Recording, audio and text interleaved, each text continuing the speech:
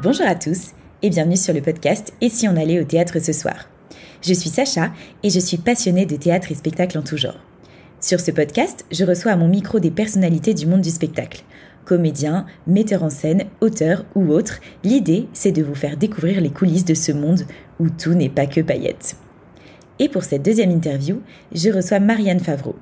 Marianne est comédienne et musicienne, notamment dans des spectacles de Jean-Philippe Daguerre et d'Éric Bouvron, mais elle touche aussi à l'écriture et à d'autres disciplines que vous découvrirez dans cet épisode. Alors, bonne écoute! Salut Marianne! Merci d'avoir accepté cette interview. Bonjour Sacha, merci à toi de m'avoir invitée. Alors, on va commencer par la question basique. Est-ce que tu peux te présenter pour nos auditeurs, s'il te plaît? Bien évidemment. Eh bien, je m'appelle Marianne Favreau et je suis comédienne et musicienne. Waouh. Est-ce que tu peux Est-ce que tu peux nous raconter un peu ton parcours? Oui, absolument. Alors moi, j'ai commencé en Espagne parce que c'est là-bas que j'ai grandi. Et j'avais la chance d'avoir une maman qui était comédienne elle-même, donc elle avait sa compagnie. Donc j'ai vraiment grandi dans les théâtres, en la suivant dans ses tournées, dans tout ça. Et très vite, j'ai commencé à travailler. Enfin, travailler. Quand t'es enfant, je sais pas si on appelle ça travailler, mais bon, dès qu'elle faisait un tournage ou quelque chose où on avait besoin d'un enfant, j'ai commencé comme ça. Et du coup, c'est elle qui me formait. Et j'ai continué à travailler assez vite là-bas. J'ai fait du cinéma, j'ai fait de la télé, tout ça en Espagne. Et je prenais des cours aussi de théâtre et de musique. J'allais au conservatoire. Et ensuite, je suis venue à Paris pour le conservatoire. Et pendant cette époque-là, je me suis un petit peu plus concentrée sur la musique, on va dire. J'ai fait un parcours surtout musical. Je suis rentrée au conservatoire en violon et j'ai passé mon diplôme de violon. Ensuite, j'ai continué formation musicale, direction de chœur, direction d'orchestre, mais ça, j'ai pas fini. Enfin bref, je te rencontrais. C'est un peu ce moment-là où le théâtre me manquait beaucoup. J'allais dans des cours de théâtre, mais bon, des cours amateurs, des choses comme ça. Je faisais pas de formation. J'ai pas fait une formation professionnelle de théâtre ici. Et c'est après, bon, il y a eu un petit déclic dans ma vie personnelle qui a fait que je me dise, mais en fait, ça me manque beaucoup trop de jouer. Et ce que j'aimerais, c'est vraiment c'est mélanger ces deux arts. Et en plus, j'avais fait de la comédie musicale aussi avant. Enfin, je vais pas te faire tout le truc parce que c'est long, mais donc voilà. Donc il y a eu un moment donné, il y a 5-6 ans. Où j'ai commencé à passer des auditions, et à continuer les cours. J'ai fait une formation au Method Acting Center et puis je faisais des formations tout le temps avec John Strasberg parce que lui je le connaissais quand j'étais plus jeune. Enfin voilà, j'ai continué à faire des stages, des formations et j'ai très vite commencé à travailler dans le théâtre ici. Et après j'ai continué et heureusement maintenant j'en vis des deux, c'est-à-dire la musique et le théâtre, et souvent mélangé, et c'est ce que j'aime bien, c'est-à-dire que j'arrive à travailler en tant que musicienne dans le théâtre aussi, et c'est chouette. Et comment tu as réussi à décrocher tes premiers projets en France alors que tu sortais tout juste d'école de théâtre? Et ça a été grâce à la musique en fait. Ça a été le premier projet vraiment pro. C'était avec Henri de Vasselot qui avait une compagnie, qui a une compagnie qui s'appelle l'Envolée Lyrique, et avec lequel il faisait des pièces musicales ou parfois même des opérettes. Et c'est super parce qu'il m'a apprise donc en tant que violoniste mais aussi en tant que comédienne. Et je me suis éclatée. C'était une pièce géniale sur Beethoven, mais bon un peu loufoque, avec Beethoven qui en fait était agent secret à l'époque de Napoléon. Bref, c'était super, avec une musique tout de Beethoven, mais un peu inédite, qui sont pas très connues. Et voilà, c'est là que j'ai recommencé à jouer, et très vite le travail est venu après ça, ou aussi justement à force de faire des stages qui souvent étaient publics à la fin, la restitution du stage. Il y a parfois des metteurs en scène qui sont venus et qui après m'ont donné du travail, et c'était chouette. Et je finis toutes mes réponses par c'est chouette. Et c'est très bien parce que c'est chouette. Et du coup, donc en ce moment, j'imagine que tu as plein de projets. Est-ce que tu peux nous en parler un petit peu? Absolument. Alors, donc là, je suis dans 2 spectacles de Jean-Philippe Daguerre, de mise en scène de lui, le Cid et Cyrano de Bergerac. Tout ça au Théâtre du Rhin-Lag. C'est des spectacles qui tournent depuis plus de 10 ans. Et là, j'ai la chance de rejoindre en tant qu'alternante. Et ensuite, dans 2 spectacles aussi de Éric Bouvron, Laurence d'Arabie, qui était déjà l'année dernière, et sa nouvelle création, qui s'appelle Braconnier, qu'on va faire... les premières sont maintenant à La Réunion, mais je ne pouvais pas être dedans parce que, bref, je jouais ici. Trop de projets. Beaucoup trop. Et ensuite, qu'est-ce que je raconte? Ah oui, et donc la première de Métropole sera au Mois Molière et ensuite Avignon. Et qu'est-ce que je dis? Ah oui, et donc un autre projet qui s'appelle de Panurge de Rabelais avec Alain Payen et Patrick Alluin, qui sont 2 comédiens et metteurs en scène qui travaillent notamment au Théâtre de la Huchette. Et là, je vais être comédienne, mais surtout, je vais écrire la musique. Génial. Et, je la jouerai en live et avec le chant et tout, ça va être super. Et ensuite, un projet de Stéphane Corbin qui s'appelle Les Funambules. Et donc, c'est le projet s'appelle Elle. Il avait déjà fait des concerts à l'Alhambra avec plus de 50 personnes sur scène, enfin un truc de dingue. Et là, c'est la petite formation, c'est-à-dire on est 6 en tout. Ah, super. Et voilà, et c'est plusieurs de ces chansons, mais en spectacle. Voilà. Et puis, il y a aussi il y a 2 projets mais dans lesquels je ne peux pas trop parler, mais ce sera pour l'année prochaine. Et sinon, les projets de ma compagnie. Ah oui, parce qu'en plus, tu as monté ta compagnie. Voilà.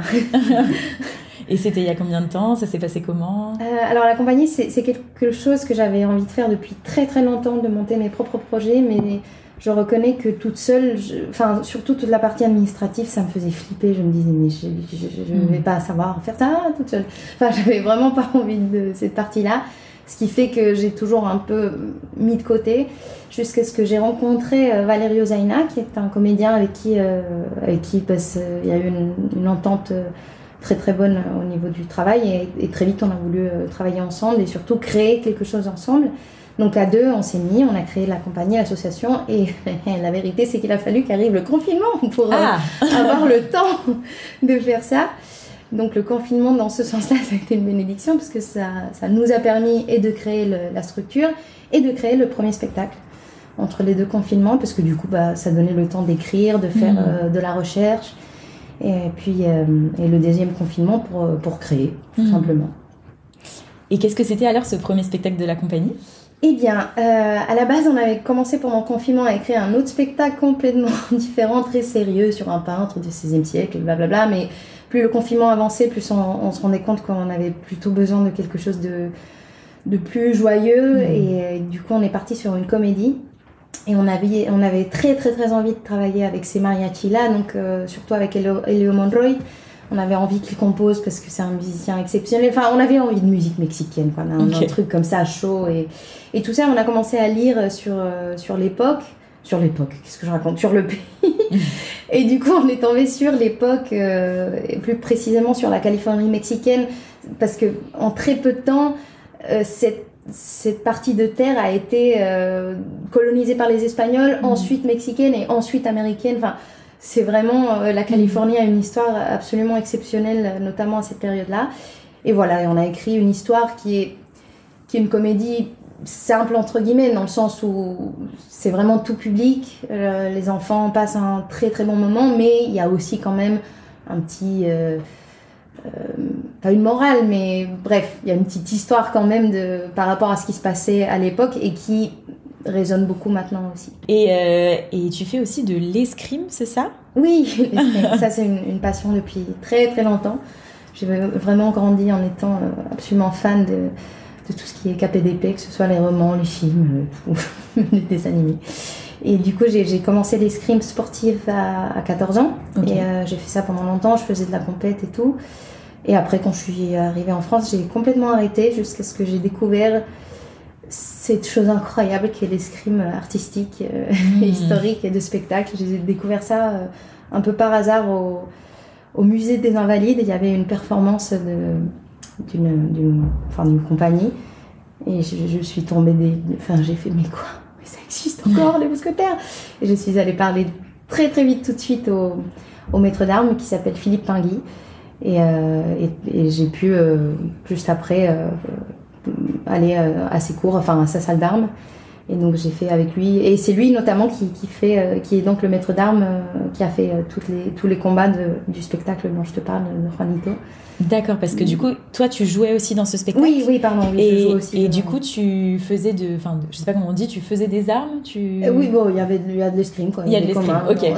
Donc ça, tu t'en sers aussi dans tes spectacles. Ah bah oui, j'adore ça. Ça fait une super corde à ton arc supplémentaire, du coup, quand tu veux postuler pour des pièces. Bon, après, ça dépend. Il y a un pourcentage faible de spectacles qui utilisent l'escrime. Oui, bien sûr. Mais moi, c'est quelque chose que j'adore, quoi. J'adore ça, donc oui, je pense que même tu me donnes un Samuel Beckett à mettre en scène, je te mets de l'escrime. Non, c'est pas vrai, mais bon, bref, tout ça pour dire que j'aime beaucoup ça. Et comment est-ce qu'on passe d'une discipline à l'autre comme ça? Parce que du coup, tu as quand même t'as l'escrime, le chant, l'écriture, le théâtre, le violon. Oui, ça fait... Du coup, comment on ne devient pas trop schizophrène? Non, en fait, c'est vrai que dit comme ça fait presque touche à tout, ce qui est vraiment le contraire de mon but.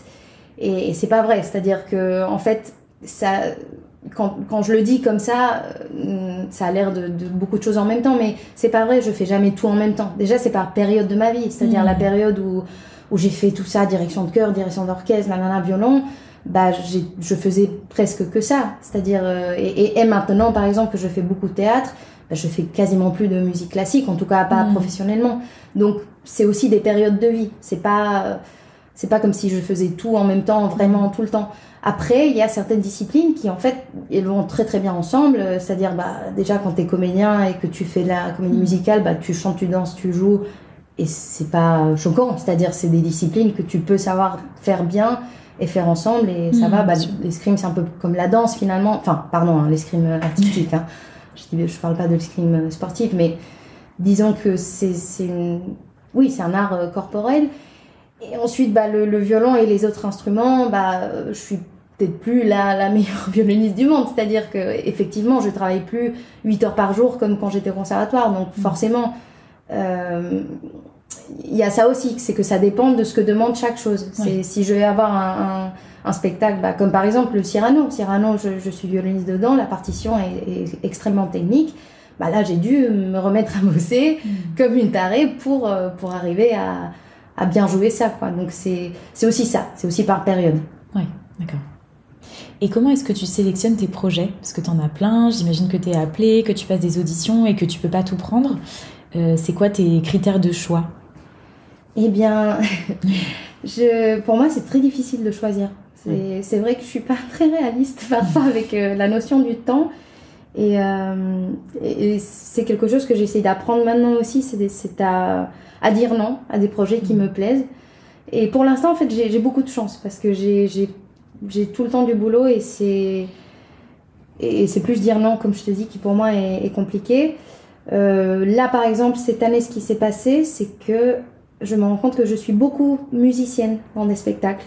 Et je me dis, là, par exemple, ma leçon de cette année, c'est que je dois apprendre à dire non à des spectacles où on me demande d'être musicienne, même s'ils me plaisent beaucoup, parce que sinon, je vais terminer comme cette année, où je suis très contente, hein, c'est des spectacles superbes, mais finalement, je travaille presque pas, enfin, j'ai très très peu de choses dans lesquelles je suis comédienne, et du coup, je sens un petit peu ce déséquilibre, donc c'est aussi par rapport à des choses comme ça que je choisis, mais souvent, ce qu'on me propose, c'est soit des gens avec qui j'ai super envie de travailler, soit des projets incroyables, donc c'est ça, je dois apprendre à choisir, mais bon, on sait pas toujours. Parfois, on choisit quelque chose parce que on sait pas si on aura forcément d'autres qui viennent, et puis hop, t'as deux trucs, et là tu dis qu'est-ce que je fais? Bon, voilà, j'ai pas une réponse pour ça. Et comment est-ce qu'on rentre dans les mises en scène de Jean-Philippe Daguerre ou de Éric Bouvron, parce que c'est quand même des metteurs en scène, auteurs qui sont très reconnus? C'est quoi? C'est une audition? C'est par des connaissances? Ils t'ont vu sur scène? Comment ça s'est passé? À vrai dire, ça dépend. Et là, concrètement, ça dépend des metteurs en scène, ça dépend de plein de choses. Là, en l'occurrence, mon expérience avec eux, ça a été plutôt par... Alors, Jean-Philippe Daguerre, je suis allée voir ses spectacles, j'y vais depuis très très très longtemps. Donc, au bout d'un moment, tu commences aussi à connaître un petit peu les gens, parce que tu restes après les spectacles, enfin voilà, t'as envie de connaître ces gens que tu admires, quoi. Moi, cette compagnie, le Grenier de Babouchka, enfin, je les suis depuis super longtemps. Et donc, il y a un jour, il y a, je sais plus, 2 ans, je crois que j'ai passé une audition. Et ça n'allait pas pour le rôle, enfin, c'est pas que ça n'allait pas, mais en tout cas, bon, j'étais trop jeune pour le rôle, soi-disant, ce qui est très bien, j'adore dire ça, je suis trop jeune. Mais du coup, ils m'ont appelé plus tard.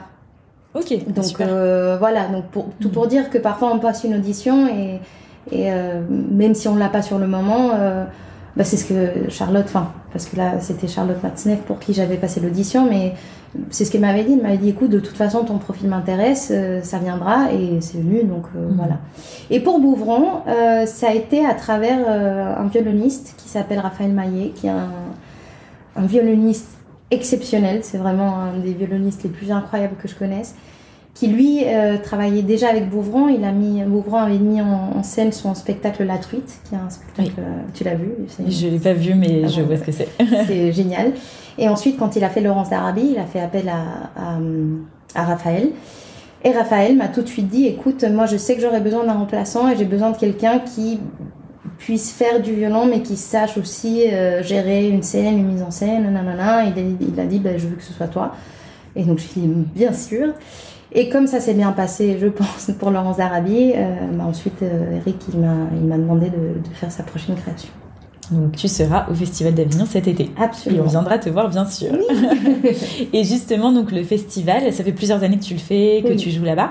Est-ce que tu peux nous raconter un peu comment ça se passe? Je pense qu'Avignon, c'est un peu différent pour tout le monde. Mais comment ça se passe? C'est tractage, c'est parade parfois. Pour moi, c'est aller voir tous les spectacles que je peux, parce que je pense que c'est aussi... Ça fait partie du travail aussi, pour moi, d'aller voir des spectacles. Et Avignon, c'est une opportunité incroyable, parce que tu as tout. Alors, c'est pas toujours facile, hein, parce que quand tu as même qu'un spectacle et que tu dois attracter, etc., déjà, ça laisse pas tant de temps que ça. Mais bon, c'est fatigant. Tu m'étonnes. C'est très fatigant, mais c'est super. Enfin, c'est une expérience. Enfin, moi, j'adore, quoi. Ouais. En plus, tu vois tous les amis. C'est l'occasion de faire des rencontres aussi. Aussi. Disons professionnelles. Ça arrive. Et j'ai vu que tu avais monté aussi des stages sur la musique. Oui. Est-ce que tu peux nous en parler un peu? Absolument. Alors, c'est plus que dire musique, c'est de la formation musicale, plus précisément. Okay.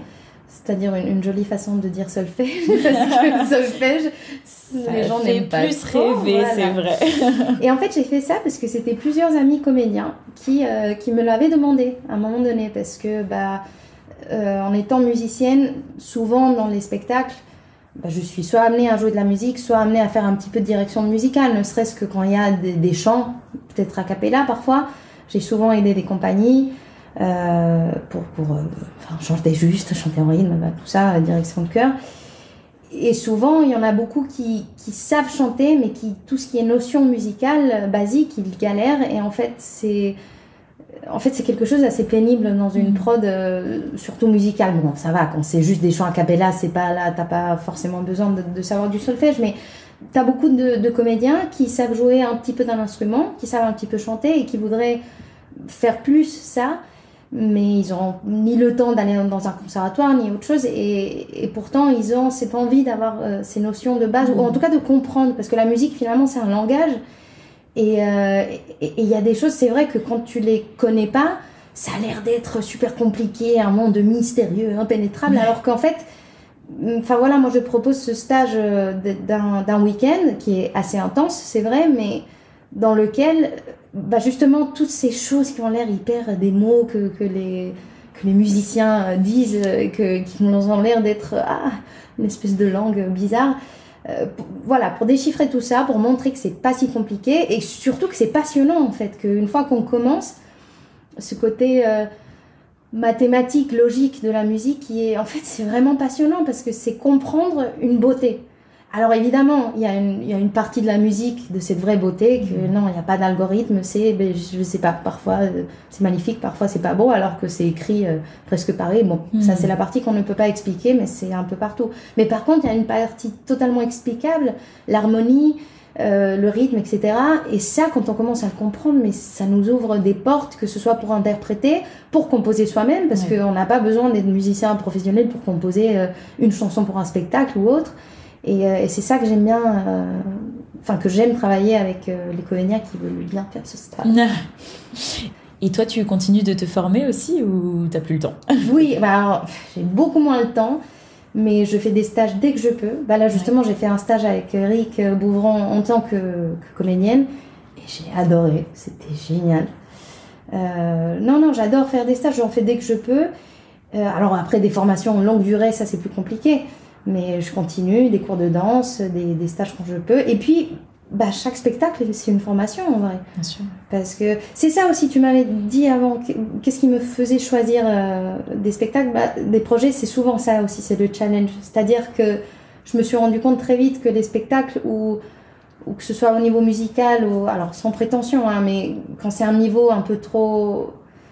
Alors non, je vais pas parler de niveau parce que c'est pas juste, mais disons, quand il n'y a pas assez à manger, comme dirait Philippe Pinguy, très vite, on a l'impression de très vite que c'est facile, alors que oui, pardon, c'est vrai que c'est jamais vraiment facile, il y a toujours quelque chose à trouver, mais bon, parfois, tu as des projets qui sont... Bon, je sais pas, qui me conviennent pas parce que justement, c'est pas assez challengeant. Ouais. Challengeant, comment on dit ça? Bon, bref, pour moi, c'est-à-dire que ce soit au niveau musical ou au niveau de la partition, qu'elle soit parlée ou musicale, j'aime bien découvrir des nouvelles choses, j'aime bien que ce soit un petit peu... Ouais, que c'est comme ça que je vais me former, que ça va me faire travailler, ça va me faire lire des choses, ça va me faire me renseigner et aller plus loin. Et c'est ça que j'adore. Et en écrivant aussi. Pour écrire des spectacles, presque la partie qui me plaît le plus, c'est la recherche, quoi. Alors que je vais beaucoup trop loin, là, cette histoire de Juanito. Franchement, c'est une comédie, j'avais pas besoin de faire... mais j'ai fait une recherche historique, mais laisse tomber. Après, Valério, justement, il me disait, mais qu'est-ce que tu mets des trucs là? Enfin, mais justement, c'est tellement passionnant d'apprendre l'histoire, de découvrir des choses que tu n'aurais jamais découvert si tu n'avais pas mis les pieds dans ce projet-là. Ouais. Enfin voilà, pour moi, c'est évident qu'on continue à se former tout le temps. Et alors, c'est quoi une journée type de Marianne? Une journée type c'est le bordel. En vrai, ça n'existe pas. Une journée type...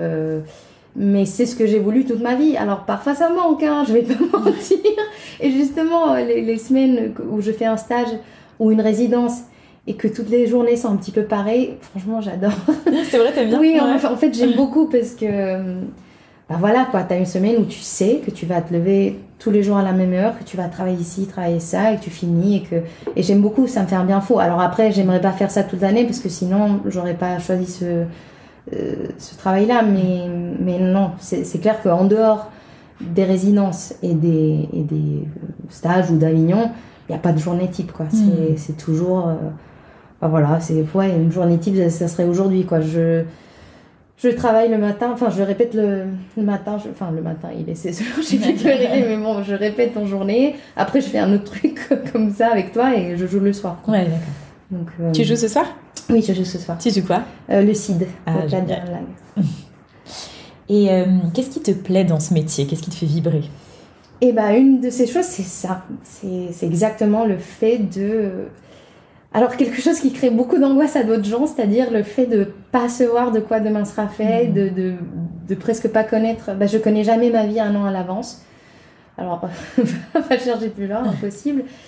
Ou même mes journées, parfois, et le fait de... c'est pas ça qui me fait vibrer. Ce qui me fait vibrer, c'est la scène, c'est les compagnons avec qui on travaille, c'est découvrir des textes, des musiques, c'est le public, c'est ce qui se passe sur des moments magiques, c'est ce qu'on partage avec la troupe.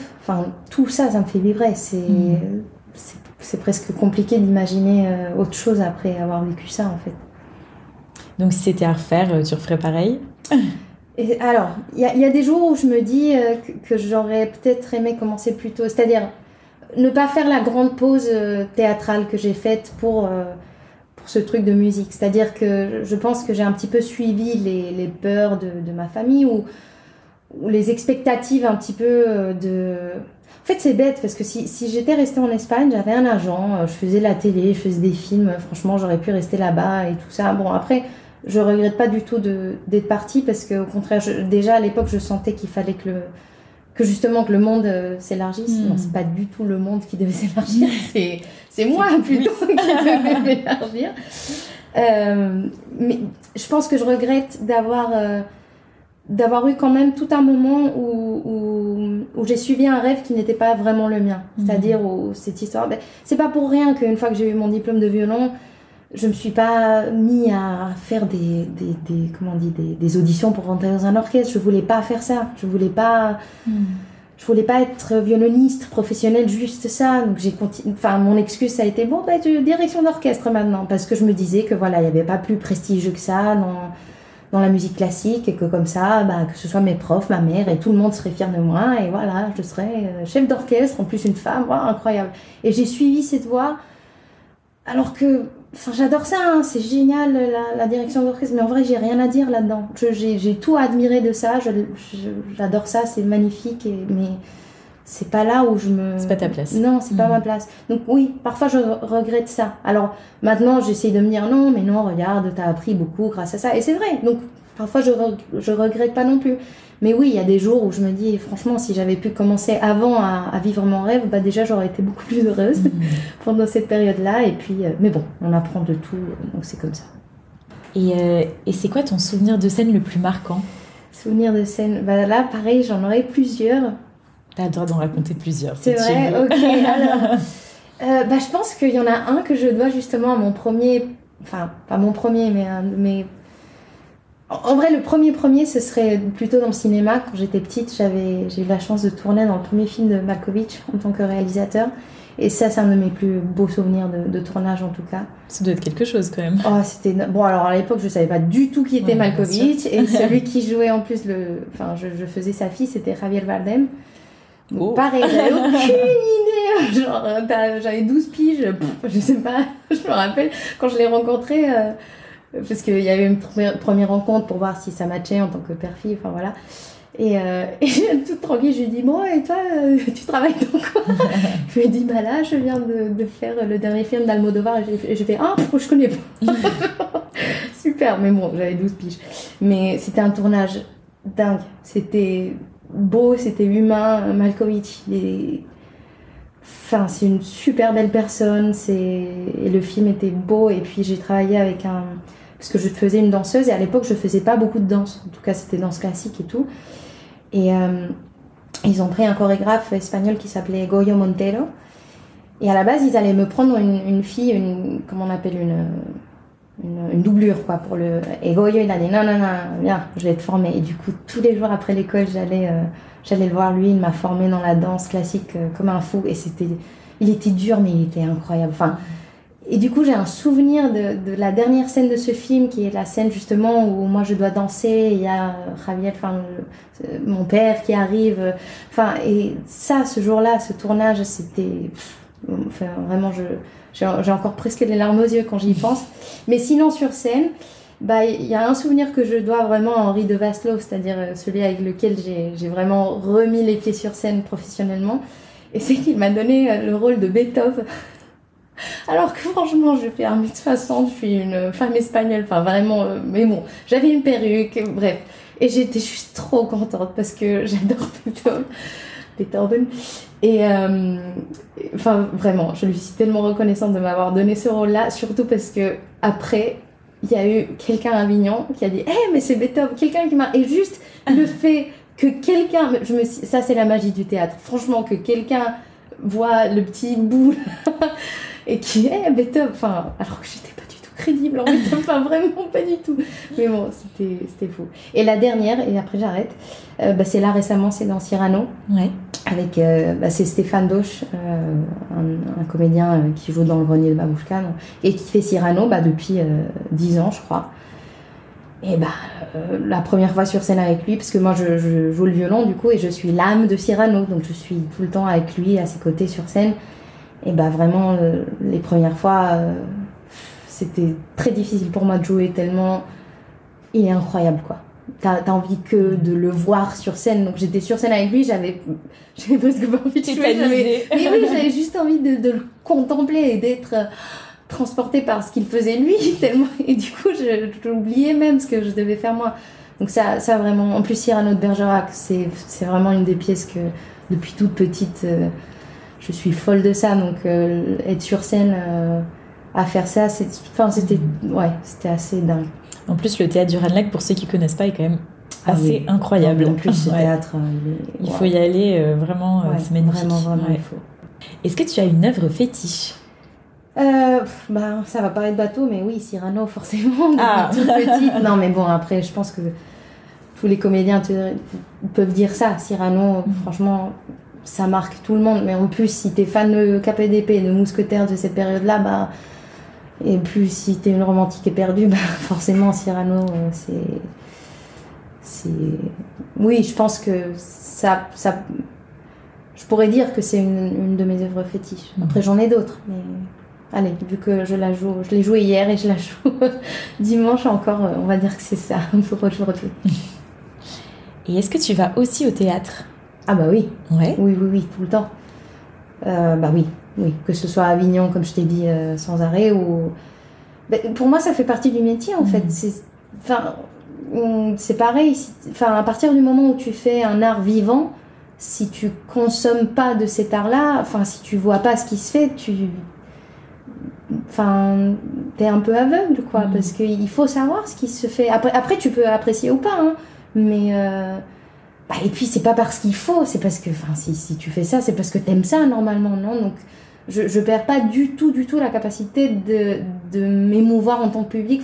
Quand je vais voir une pièce, je suis pas là en train de me dire non, je prends mon pied comme si c'était pas mon métier, et c'est pareil avec le cinéma, c'est pareil avec la musique. Alors oui, après, quand t'aimes pas quelque chose, là il y a ton petit côté professionnel qui va dire alors là, c'est une cadence parfaite. Je sais pas, je dis n'importe quoi, mais bon, la réponse c'est oui. Est-ce que ça te permet de te donner de l'inspiration aussi, d'aller voir d'autres spectacles ? Oui, absolument. Ouais. Alors après, peut-être pas forcément inspiré pour faire des choses, parce que moi, en tout cas, avec ce que j'ai envie de créer, c'est des idées que j'ai depuis tellement longtemps et tellement... je sais tellement ce que je veux faire que ça s'inspire pas trop des autres. Mais ce que ça m'inspire dans le côté me donner envie, énormément. Et ça m'inspire pour la vie. Et oui, après, forcément, oui, je pense que même inconsciemment, parfois, on est forcément influencé aussi par les choses qui nous plaisent. Et si tu allais au théâtre ce soir, tu irais voir quoi ? Je vais au théâtre, c'est ça. Mais qu'est-ce que j'irai voir ? J'irai voir, même si c'est pas encore à l'affiche, mais j'irai voir le seul en scène de Valérie Ozaina qui va être à Avignon. Donc c'est la prochaine production de Rhapsodia, de notre compagnie. De votre compagnie, d'accord. Et c'est son seul en scène. Et c'est magnifique. Génial, et on ira voir ça. Merci Marianne. Donc on peut te retrouver en ce moment au théâtre du Ranelagh, et du coup cet été à Avignon, on mettra les liens dans les notes de l'épisode sur tes spectacles. Super, merci beaucoup Sacha. À très vite. À très vite. Voilà, c'est la fin de cette interview. Si ce moment vous a plu, n'hésitez pas à mettre une note ou un commentaire sur ce podcast, à le partager autour de vous et à vous abonner bien sûr pour être au courant des prochains épisodes. Un grand merci pour votre écoute. Je vous dis à très très vite pour un prochain épisode du podcast « Et si on allait au théâtre ce soir ?» Et n'oubliez pas de mettre du théâtre dans votre vie, parce que ça la rend plus jolie. Bye bye.